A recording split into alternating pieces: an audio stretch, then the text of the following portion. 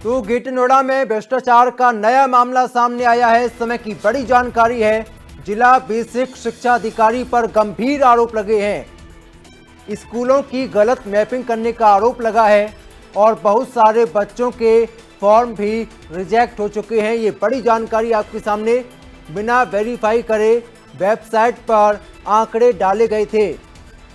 बच्चों के फ्यूचर के साथ यहां पर खिलवाड़ किया जाता है। बड़ी जानकारी है, बड़ी खबर है। और इंडिया न्यूज उत्तर प्रदेश उत्तराखंड लगातार जिम्मेदारों से सवाल भी पूछ रहा है। मेरे बच्चे का क्या कहते हैं एडमिशन के लिए करा था फॉर्म, और प्राइमरी स्कूल उसके लिए, प्राइमरी क्लास के लिए। और क्या कहते हैं मेरे 2 घर छोड़ के भी उन्होंने भी भरा था। 2 घर छोड़ के मेरे वही जानने वाले हैं। हम भी ओपीसी में आते हैं, वो भी ओपीसी में आते हैं। उनके बच्चे का हो गया, मेरे बच्चे का नहीं हुआ। मेरे बच्चे का मैंने जब साइबर कैफे पे गया, वहां जाके पता करा तो उन्होंने बताया कि आपका वार्ड गलत है, उसकी वजह से मेरा फॉर्म रिजेक्ट हो गया। उससे पहले भी मैंने भरा था, तब भी मेरा रिजेक्ट हो गया। ये तीसरी लॉटरी खुली है कल, उसमें मेरा रिजेक्ट कर दिया ये। और दूसरा क्या कहते हैं स्कूलों में दिखा रहे हैं 15 सीट खाली है, 20 सीट खाली है, जबकि इतने सारे सीटें उसमें वो कहते हैं क्या कहते हैं कि नहीं जी इतनी सीटें। ऐसे तो गरीब को बच्चा पढ़ ही नहीं पाएगा। आगे हैं जिम्मेदार अधिकारी। इस समय की बड़ी जानकारी है और कहीं ना कहीं आपको जानकारी दे दें, बीएससी अधिकारी ने कैमरे पर बोलने से इनकार किया है, मना किया है। इंडिया न्यूज के सवालों का जवाब नहीं दिया। पिछड़े और गरीब तबके के लोगों के विकास के लिए बनाई गई शिक्षा अधिनियम इस समय गौतम बुद्ध नगर में धूल फांक रहा है और लगातार यही वजह है कि गरीब और वंचित परिवार जो है वो इस योजना का लाभ नहीं उठा पा रहा है। बहुत सारी संख्या में फार्म लगातार रिजेक्ट हो रहे हैं। वजह है जो अर्बन एरिया है उसको मैप नहीं किया गया है। जो ग्राम पंचायत हैं वहाँ तो स्कूल शो करते हैं, लेकिन जो सेक्टर हैं वहाँ पर ये स्कूल नहीं दिखाते हैं और जो एप्लीकेंट है वो कहीं के कहीं अप्लाई कर देता है, प्रॉपर सूचना नहीं होती, जिसकी वजह से फॉर्म लगातार रिजेक्ट हो रहे हैं और ये आंकड़ा इस बार गिरता हुआ चला गया है। बहुत सारे लोगों का इस योजना से अब भरोसा भी उठ गया है। हम ग्रेटर नोएडा में जो बीएसए हैं राहुल पवार जी, उनके यहाँ मौजूद है। ये देख सकते हैं आप, राहुल पवार जो बीएसए हैं वो यहाँ मौजूद हैं और हम अपने जरा सहयोगी से कहेंगे वो दिखाएंगे जरा बीएसए साहब भी अंदर हैं। लेकिन जब हमने इस योजना पे बात करने की कोशिश की तो उनका कहना है कि मैं कैमरे पे कुछ नहीं बोलूंगा, बिना कैमरे के सब कुछ बता दूंगा। लेकिन जो योजना है उसको लेकर उन्होंने कुछ भी नहीं बोला और जो आधिकारिक बयान होना चाहिए जो इस पर किस तरह से जो खामियां हैं जिसकी भेंट ये योजना चल रही है और जो आरटीई एक्ट है उसकी योजना का लाभ नहीं उठा रहे हैं। अब सवाल ये उठता है कि जो जिम्मेदार अधिकारी हैं जो इस योजना को देखते हैं, जिनके पूरी जिम्मेदारी है, वही कैमरे पर नहीं बोलें और मीडिया को नहीं बताएं, जो आम लोगों तक पहुंचे, तो फिर सवाल खड़ा होता है। हालांकि कई यहाँ पर विवाद भी खड़े हुए हैं। सीसीएल लीव को लेकर भी एक महिला ने, शिक्षिका ने आरोप लगाया था कि उसके साथ जो पैसे की मांग की जाती है, लेकिन इन सब मामलों पर बीएसए बचते हुए नजर आए हैं और जो शिक्षा का अधिनियम अधिकार है उसमें लेट लतीफ़ी हो रही है और इसकी वजह से इस बार जो आंकड़े हैं वो घट गए हैं। जो शिक्षा का अधिकार है उससे बहुत सारे बच्चे वंचित रह रहे हैं। अब ये सवाल उठता है कि क्या डीएम इस ओर ध्यान देंगे और जो शिक्षा का अधिनियम बनाया गया था वो अपने धरातल पर फेल होता हुआ गौतम बुद्ध नगर में नजर आ रहा है। गौतम बुद्ध नगर में बीएसए राहुल पवार और उनकी टीम ने इस बार शिक्षा के अधिकार अधिनियम के तहत उन मासूम बच्चों को शिक्षा के अधिकार से वंचित कर दिया है, जिसके लिए सरकार ने कानून बनाया था। मेरे पास देखिए ये सारे पेपर मौजूद है, मैं दिखाना चाहूंगा। ये जो शासन आदेश है आरटीई को मैंने आरटीई की वेबसाइट से ही उठाया है, जो बेसिक शिक्षा विभाग है उत्तर प्रदेश का, और ये वो पेपर है जिनके जरिए साफ होता है कि शिक्षा विभाग गौतम बुद्ध नगर प्राइवेट स्कूलों की गोद में बैठ गया। और देखिए सबसे पहले मैं आपको ये वेबसाइट दिखाऊंगा, जो वेबसाइट है इसकी बेसिक शिक्षा विभाग की गौतम बुद्ध नगर की। उसमें आप देखिए मैंने यहाँ पर डाला हुआ गौतम बुद्ध नगर रूरल एरिया है, क्योंकि गौतम बुद्ध नगर पूरा रूरल है। और बिसरख मैंने ब्लॉक डाला, साकीपुर है, और देखिए इसमें एक स्कूल है जो हिलवुड एकेडमी है। ये स्कूल पूरा ये देख सकते हैं आप, ये रहा। और इस स्कूल को यहाँ पर इन्होंने रूरल में डाला हुआ है। और देखिए ग्रेटर नोएडा सीट सबसे ज्यादा जो खेल हुआ है वो सीटों का हुआ, 10 सीट इसमें दिखाई गई हैं। और इसको दिखाया गया है कि ये देखिए सबसे खास ये है कि क्लास 1 से ये स्कूल चला रहा है। और देखिए हमने जो स्कूल है उसको वेबसाइट पे जाकर सर्च किया तो ये श्री राम स्कूल का पूरा वेबसाइट खुली और यहाँ पर आप देख सकते हैं कि इन्होंने प्री प्राइमरी लिख रखी है। ऐसे में खेल ये होता है, देखिए प्री प्राइमरी इन्होंने लिखी हुई है और ये हिलवुड एकेडमी स्कूल है जो इन्होंने यहाँ पर कक्षा 1 में शो करा हुआ है। ये देखिए हिलवुड एकेडमी है। बीएससी ने इन स्कूलों को वेबसाइट पे दर्शाया और इसकी वजह से जो मासूम बच्चे हैं उनको एडमिशन नहीं मिल पाया। अब देखिए दूसरा मेरे पास जो आंकड़ा है मैंने इसी आरटीई वेबसाइट से उठाया है।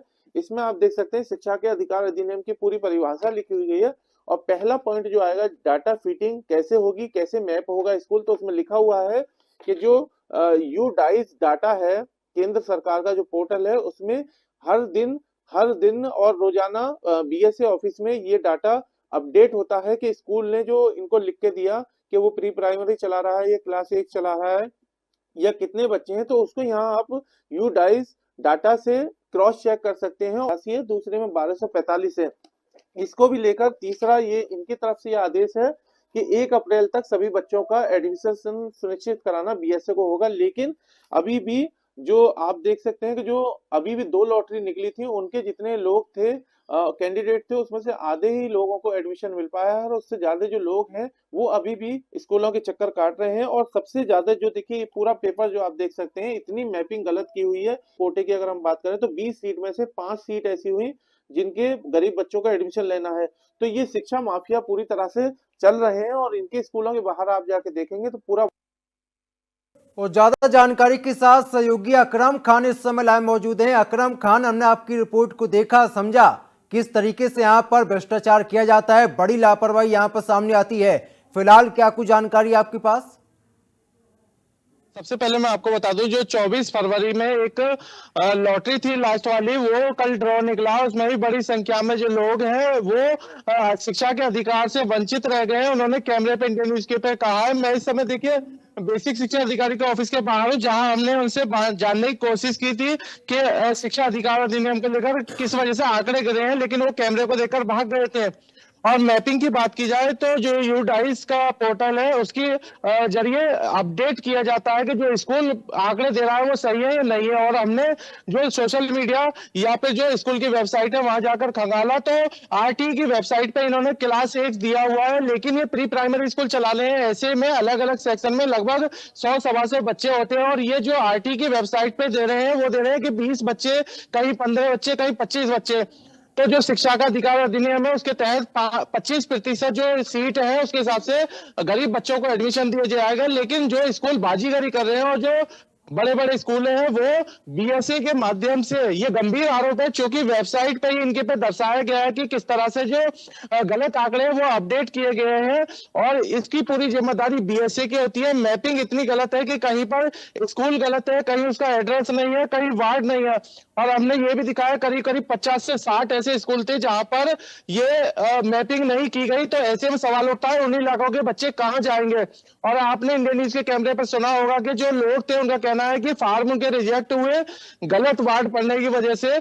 ऐसे में शिक्षा का अधिकार अधिनियम ये भी है कि अगर गरीब लोग नहीं जानते ऑनलाइन अप्लाई करना तो शासन आदेश में यह है कि उनके ऑफलाइन पेपर लेकर उनको अप्लाई बेसिक शिक्षा अधिकारी के यहाँ से किया जाएगा, लेकिन नहीं किया गया। और बड़े बड़े वेबसाइट पे हमने खंगाला जो स्कूलों की थी जिन्होंने झूठ कहा कि वो कक्षा 1 से चलाते हैं लेकिन प्री प्राइमरी से स्कूल चलाते हैं। तो ऐसे में सवाल उठता है कि जो यू डाइस पोर्टल है केंद्र सरकार का उसको वेरीफाई क्यों नहीं किया गया। जाहिर सी बात है कहीं ना कहीं जो बेसिक शिक्षा अधिकारी है उनका स्टाफ है उन्हें गलत मैपिंग की, जिसका नतीजा अब गरीब लोगों को भुगतना पड़ा है। जो शिक्षा का अधिकार है उससे गरीब लोग वंचित है। सवाल ये भी उठता है कि जो डीएम है या एडिशनल बेसिक शिक्षा के डायरेक्टर है मेरठ में, उन लोगों ने इन पे कार्रवाई क्यों नहीं की। बीएसए लगातार कैमरे पे आने से बच रहे हैं क्योंकि जानते हैं कि इंडियन न्यूज लगातार लोगों के जन मुद्दे के सरोकार की पत्रकारिता करता है। उसी के तहत ये सवाल उठाए गए हैं जो बीएसए को देने जरूरी है। इसी को देखते हुए कैमरा देखकर बीएसए भाग गए और अभी तक अपना पक्ष रखने के लिए सामने नहीं आए। हम यहीं पे बीएसओ के ऑफिस पे देख सकते हैं, सामने उनका ऑफिस है। लेकिन जिस तरह से गलत मैपिंग की गई है, 3 लॉटरी अब तक हो चुकी है और एक आखिरी लॉटरी बची है जिसका पहले मार्च से 19 मार्च तक अप्लाई किया जाएगा। तो कहीं ना कहीं जो शिक्षा माफिया है उनकी साठगांठ इस पेपर जो हमने आरटीआई की वेबसाइट से उठाए आंकड़े वो खोल रहे हैं कि बीएसए इस मामले में बेहद लापरवाह है। और जो बाल संरक्षण आयोग है उसने भी 2005 शिक्षा के अधिनियम के तहत बच्चों के जो अधिकारों संरक्षण के लिए कदम उठाए थे। तो अब ये देखना होगा कि जो बीएसए है उन पर क्या कार्रवाई होती है, तो उनकी टीम पर क्या कार्रवाई होती है। गलत मैपिंग हुई है। और देखिए खास बात यह है कि गौतम बुद्ध नगर पूरा ग्रामीण इलाके में आता है। आरटी की वेबसाइट पे गौतम बुद्ध नगर रूरल एरिया में आता है, लेकिन मैपिंग इतनी गलत की गई है कि कई स्कूल अर्बन एरिया में दिए हुए हैं, जो कि पूरी तरह से गलत है। बड़ा सवाल यही है कि जो अर्बन एरिया है वो कैसे दिए गए मैपिंग में, कैसे पास कर दिए गए, और जो स्कूल है किसी ने 15 सीट किसी ने 20 सीट दिखाई, क्यों चेक नहीं किया। हमने इंडियन न्यूज के कैमरे पे उन स्कूल की वेबसाइट खंगाली जिन्होंने प्री प्राइमरी स्कूल नहीं दिखाया है, प्री प्राइमरी चला रहे। तो ये काम बीएससी विभाग भी कर सकता था, लेकिन नहीं किया गया। जाहिर सी बात है, कहीं ना कहीं मंशा खराब है।